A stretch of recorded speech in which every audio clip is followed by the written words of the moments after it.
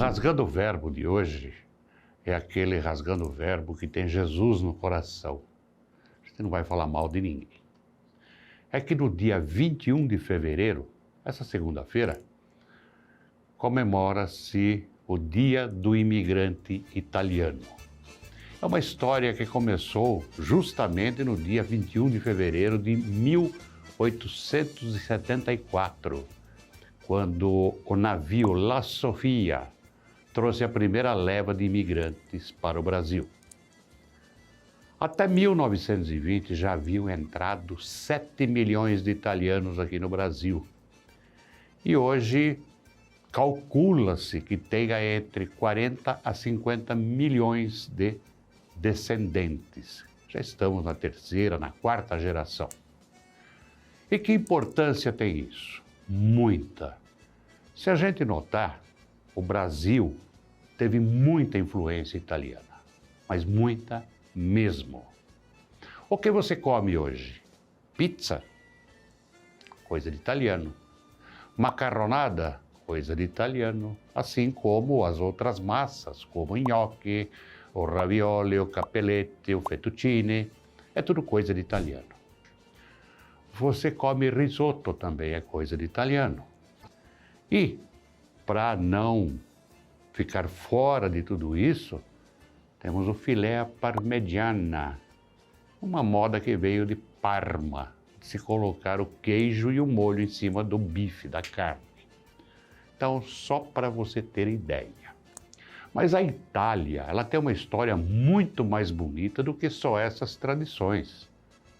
As mulheres mais bonitas do mundo sempre foram as italianas.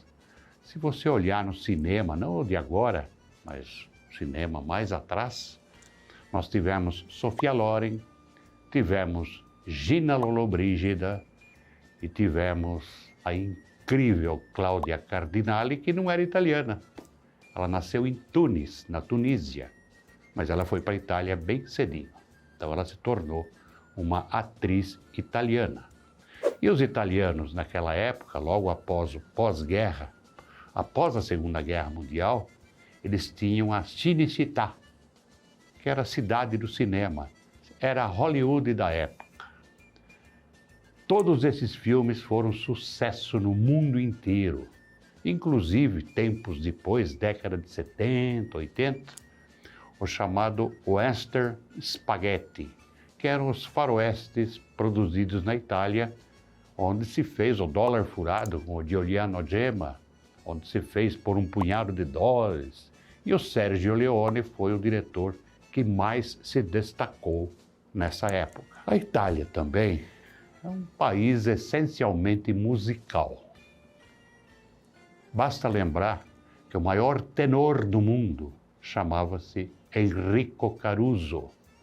Ele tinha uma voz tão potente que ele era obrigado a cantar de costas para o microfone. E olha que os microfones da sua época não eram sensíveis como os atuais.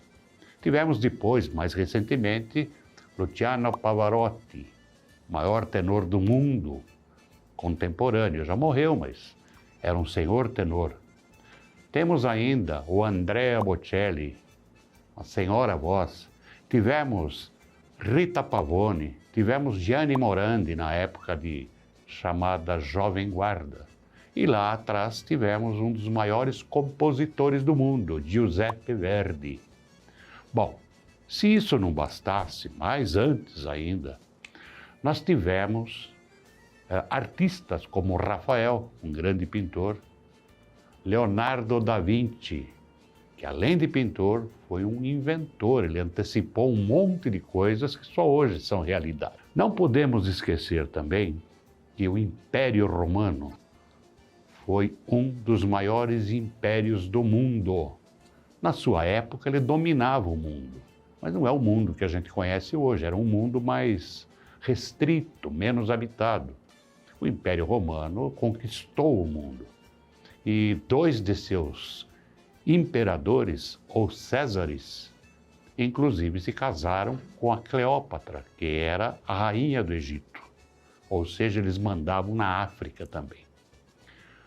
Do Império Romano sobraram algumas relíquias, foram preservadas, como o Coliseu, até hoje em Roma, a Via Ápia, até hoje, pode-se passar por ela, ela está conservada. E tudo isso sem contar a beleza que é a Itália.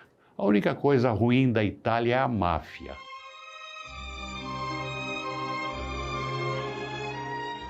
Mas a máfia, quando nasceu no sul da Itália, mais precisamente na Sicília, ela tinha outras intenções. Era para defender os camponeses. Eles se uniram, fizeram a sua Cosa Nostra para se defender da exploração. Depois a máfia virou o que virou. E ficou até bonita. Basta ver o filme O Poderoso Chefão. São 3 filmes, é uma trilogia. Mas a máfia ficou romantizada. E O Poderoso Chefão, que foi escrito, o livro original foi escrito por um cara que era ítalo-americano, Mário Puzo, sucesso no mundo inteiro. Bom, e por que os italianos vieram para o Brasil? Porque no Brasil havia uma situação. Já se previa, em 1870, por aí, que a escravidão ia ser abolida. Já havia leis que restringiam o tráfico de escravos, a lei do ventre livre, que os filhos de escravo nasciam livres. Enfim, caminhava-se para a abolição. Isso aqui no Brasil. Prevendo que ia ser necessária mão de obra, principalmente para a lavoura, o governo brasileiro ficou meio esperto com uma coisa.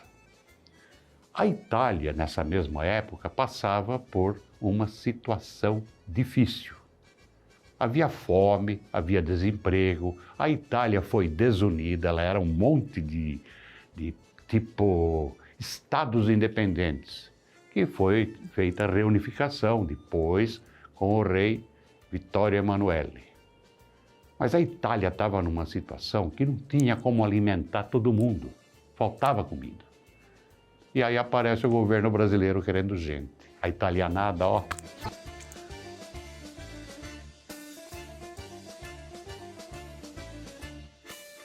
Uma parte foi para os Estados Unidos, onde a máfia passou a ser a máfia que a gente conhece, e uma parte veio para o Brasil, uma boa parte. Como eu disse, até 1920 haviam entrado 7 milhões de italianos para cá.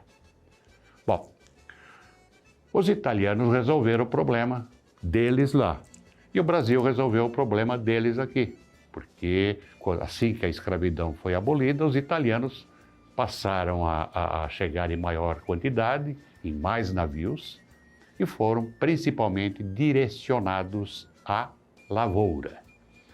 E todos eles se deram bem, porque eles tinham conhecimento.